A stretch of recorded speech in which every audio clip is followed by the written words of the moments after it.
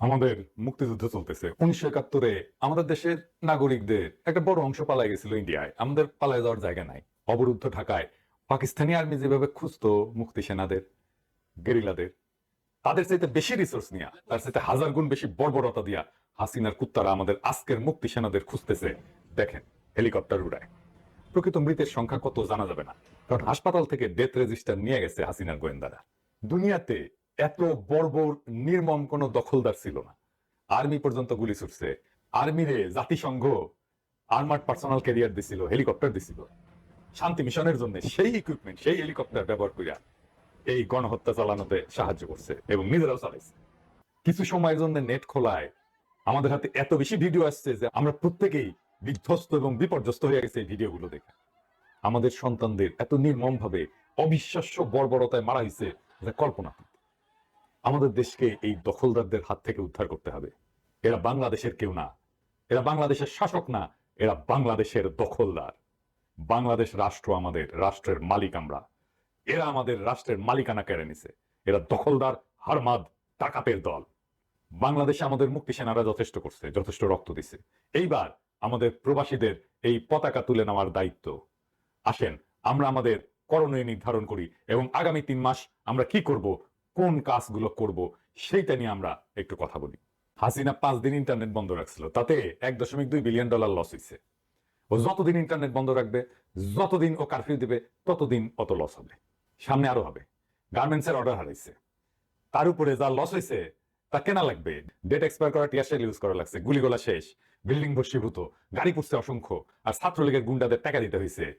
এই যে গুলি করে মারছে আমাদের ছেলেদেরকে, কার টাকায়? কার টাকায় মারছে? গুলি কিনছে কার টাকায়? আমার আপনার টাকায়, প্রবাসীদের কষ্ট করে উপার্জনের টাকায়। এই টাকার উৎস বন্ধ করে দিতে হবে। আগামী 3 মাস আমরা একটা পয়সা পাঠাবো না হাসিনা অধিকৃত বাংলাদেশে।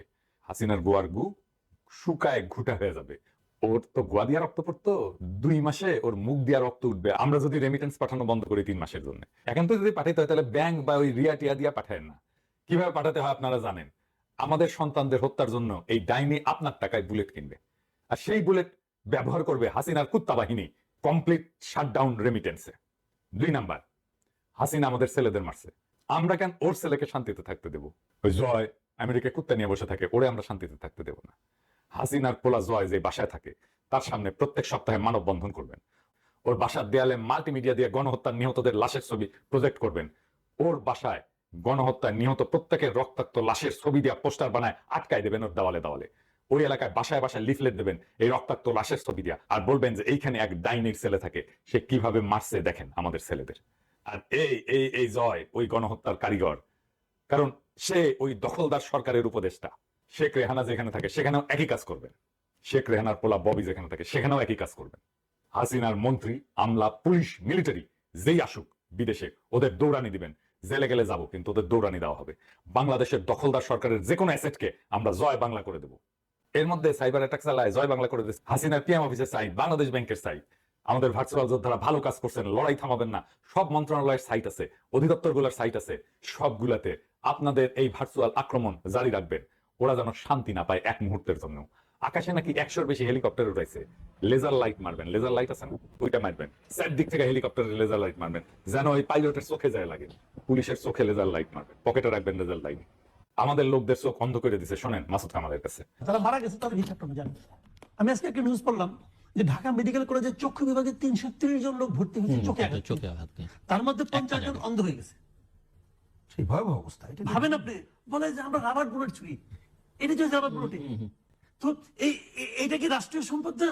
এবং সরি কমল ভাই, খালি একটা বলছি, দুঃখটা হচ্ছে এটা কিন্তু আলোচনা আসছে এই যে হাজার হাজার ঘটনা আলোচনা এখন ওদের চোখ আমরা অন্ধ করে দেবো। পকেটে এরপরে প্রতিবাদে গেলে লেজার লাইট রাখবেন, আগে লেজার লাইট চুলবেন, তারপরে ঢিল মারবেন।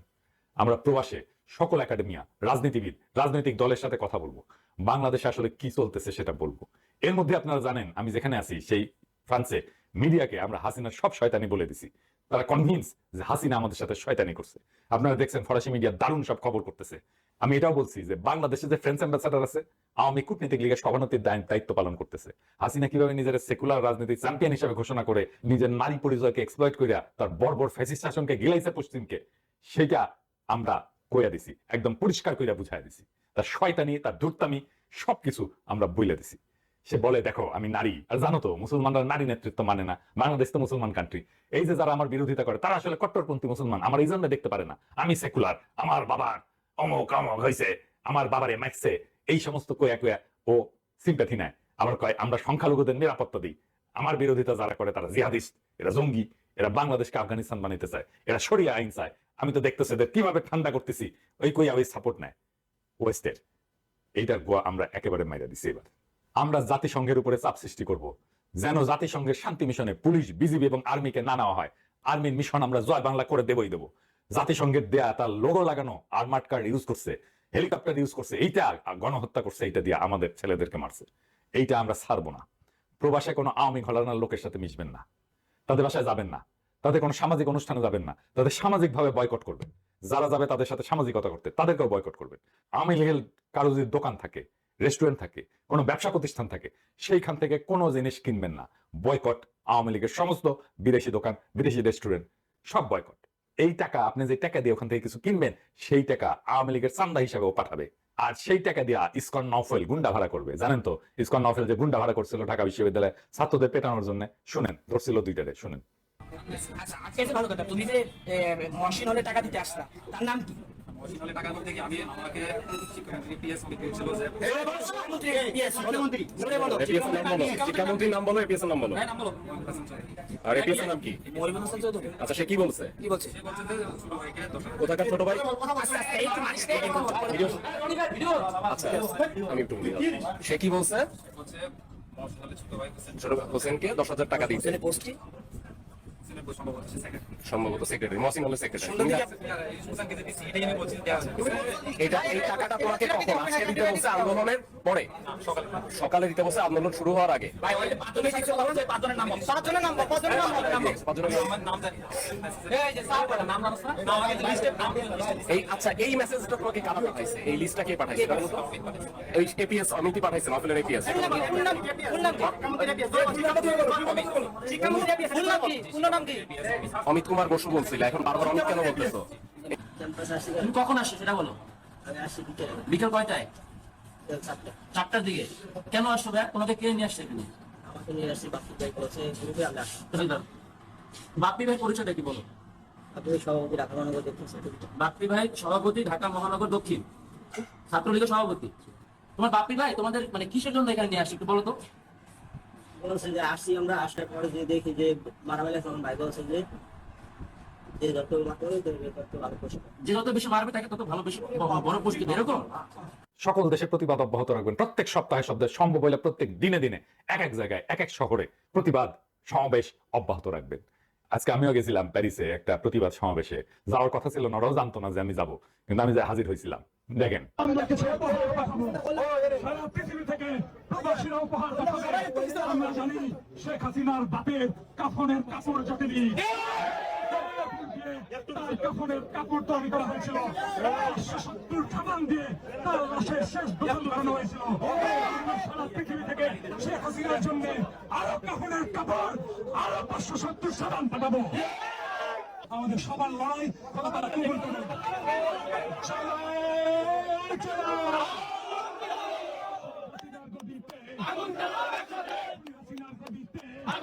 আমার ভাই মল্ল কেন? আমার ভাই মল্ল কেন? দফা এক, দাবি এক। দফা এক, দাবি এক। স্লোগান দিয়া গলা ভাঙছি। একইভাবে দেশে Awami League, police, RAB, BGB, এমনকি আর্মির সাথে সমস্ত সম্পর্ক ছিন্ন করবেন। কোন ছাত্র সেই ক্লাসে বসবেন না যে ক্লাসে আর্মি, পুলিশ, র্যাব বা বিজিবির সন্তানেরা আছে। বাবার দোষে সন্তানকে শাস্তি দেওয়া যায় না। আপনার সহপাঠীদের যারা ঠান্ডা মাথায় হত্যা করছে, তাদের সন্তানদের সাথে পাশাপাশি বসতে আপনার মন সায় দেবে কিনা ভেবে দেখবেন। কোন শিক্ষক ওই ক্লাসে পুলিশের পোলা, আর্মির পোলা, বিজেপির পোলা, র্যাবের পোলা, আওয়ামী নেতার পোলা যদি থাকে, তাকে সেখানে পাঠদান করবেন না। তাদের সাথে সমস্ত সামাজিক সম্পর্ক ছিন্ন করবেন। তাদের জান কালা কালা করে দিতে হবে। নির্বিকার ভাবে এইরকম ভাবে খুন করার সাহস পায় কিভাবে? কারণ সে মনে করে তার কোনো বিপদে পড়তে হবে না। সামাজিক চাপে যেন তাদের আত্মহত্যা করতে বাধ্য হইতে হয়, তার পারিবারিক জীবন যেন ধ্বংস হয়ে যায়, সেই ব্যবস্থা করবেন। আর যদি টেকে টোকা কামায় পশ্চিমে আসতে চায়, ওদের কি ব্যবস্থা হবে সেটা তো বললামই। আজ যারা আমাদের সন্তানদের গণহত্যা করছে, দুনিয়ার যেখানেই লুকাক আমরা তাকে খুঁজে আনবো। আমরা তাদের প্রত্যেকের প্রকাশ্য বিচার করব। এখন অনেকে বলতেছেন আন্দোলন ঝিমায় গেছে। 1971-এর 25 মার্চের পরে রাস্তায় কেউ ছিল না। পাকিস্তানি শাসক একটা স্থিতাবস্থা বজায় রাখতে পারছিল সারা দেশে ডিসেম্বরের প্রথম সপ্তাহ পর্যন্ত। টুকটাক গেরিলা আক্রমণ হয়েছিল। বাংলাদেশে এখন তাই হবে, আমরা টুকটাক গেরিলা আক্রমণ করব। বাংলাদেশের জনগণ ক্র্যাকডাউনের পরেও কারফিউ উপেক্ষা করে বিরোচিত লড়াই চালায় গেছে।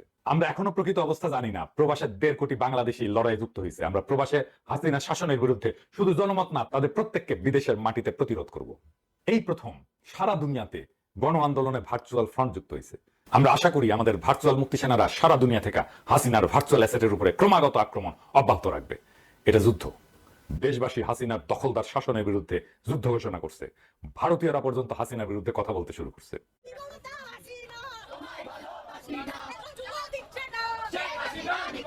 কোনো কোটাই আর থাকবে না। এবারও মনে হয় আন্দোলনকে ভেঙে দেওয়ার জন্যই এক প্রকার সুপ্রিম কোর্ট এরকম একটা রায় দিয়েছে। হাসিনা সরকার যেটা করেছে, মুক্তিযোদ্ধাদের কোটা কিন্তু পুরোপুরিভাবে বিলোপ হয়নি। আমরা তো বারবার করে দেখতে পাচ্ছি যে এক স্বৈরাচারী সরকার আরেক স্বৈরাচারী সরকারের পাশে কিভাবে কাঁধে কাঁধ মিলিয়ে দাঁড়াচ্ছে ছাত্রদের উপর দমন পীড়ন চালাবার জন্য। সেই জায়গা থেকে আমরা বলবো যে প্রত্যেকটা স্বৈরাচারী দেশের সরকার একই রকম ভাবে ছাত্রদের উপরে নিপীড়ন চালিয়ে যাবে, এটাই প্রেসিডেন্ট সেট করতে চাইছে। তাই জন্য ছাত্রদের ছাত্রদের যা যা ক্ষমতা রয়েছে করবার বা যেরকম ভাবে সংহতি জানাবার ক্ষমতা রয়েছে, তারা যেন রাস্তায় নেমে সেই রকম ভাবে নিজের নিজের মতো সংহতি জানায়।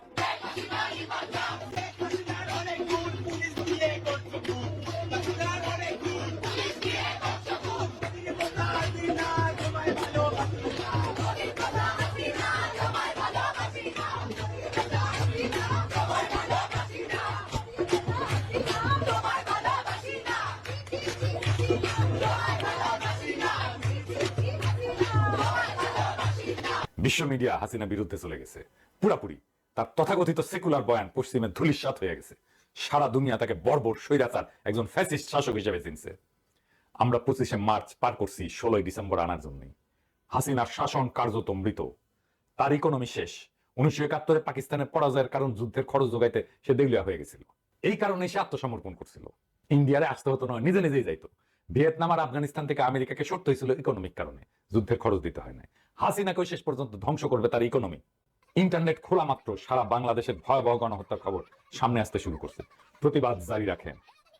আমি গতকাল যে ভিডিও দিয়ে শেষ করছিলাম তা দিয়ে আবারও শেষ করি। এক মা তার শহীদ সন্তানের সামনে তার বুকে নিয়ে আহাজারি করতেছে আর বলতেছে, আমি গর্বিত, আমার সন্তান রাক্ষসীর সাথে লড়াই করে মারা গেছে। হাসিনা রাক্ষসী, হাসিনা মাতারির, হাসিনা ডাইনির দিন শেষ।